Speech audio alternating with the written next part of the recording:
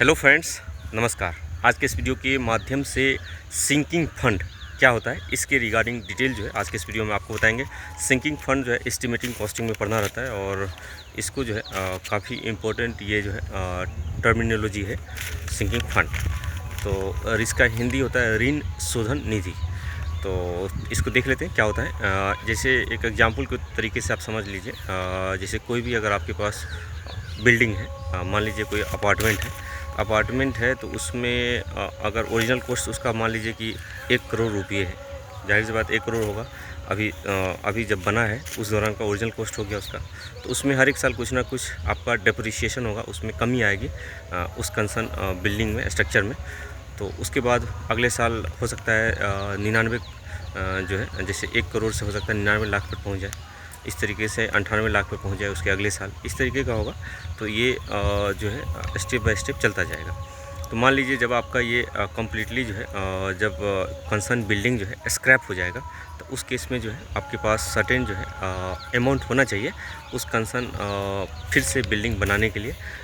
तो इसमें जो है लैंड इंक्लूड नहीं होता है। आप ध्यान रखें, सिंकिंग फंड जो मेथड पढ़ते हैं तो इसमें सिर्फ आप जैसे जो स्ट्रक्चर है, जैसे बिल्डिंग है या अपार्टमेंट है, कोई भी चीज़ है उसके बारे में पढ़ते हैं। उसमें लैंड इंक्लूड नहीं होता है, कितना आपका लैंड है वो प्रॉपर्टी इंक्लूड नहीं होता है।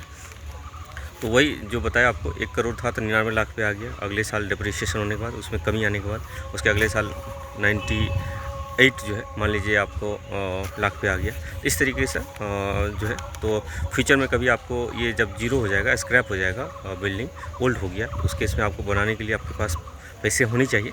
तो उस पैसे को जो है जब आपके पास बिल्डिंग नया था, जिस समय में आपको बनाए थे, उसके बाद जब उसमें एक सर्टेन जैसे इंश्योरेंस वगैरह जो होता है आप खुलवा लेते हैं, और उसमें जो है सर्टेन अमाउंट जो है बैंक वगैरह में जैसे पेमेंट जो करते रहते हैं, जमा जो करते हैं, तो जमा करेंगे। तो मान लीजिए 1 करोड़ का ओरिजिनल कॉस्ट था, तो आपका जितना दिन तक बिल्डिंग चला उतना दिन में अगर आप उसमें से मान लीजिए 50 करोड़ भी आप उसमें डिपॉजिट कर दिए इंश्योरेंस में, तो जब आपका बिल्डिंग अगर डिसमेंटल हो जाएगा तो उस दौरान फिर से आपको खड़ा करना होगा बिल्डिंग।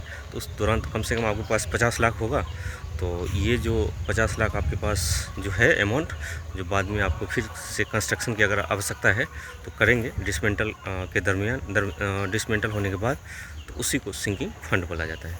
तो यही सिंकिंग फंड मेथड है, और इसको जो है कैलकुलेशन वगैरह भी किया जाता है, फार्मूला वगैरह भी है। तो यही सारा डिटेल है। अगर आपको चैनल अच्छा लगे जरूर लाइक सब्सक्राइब करें। धन्यवाद।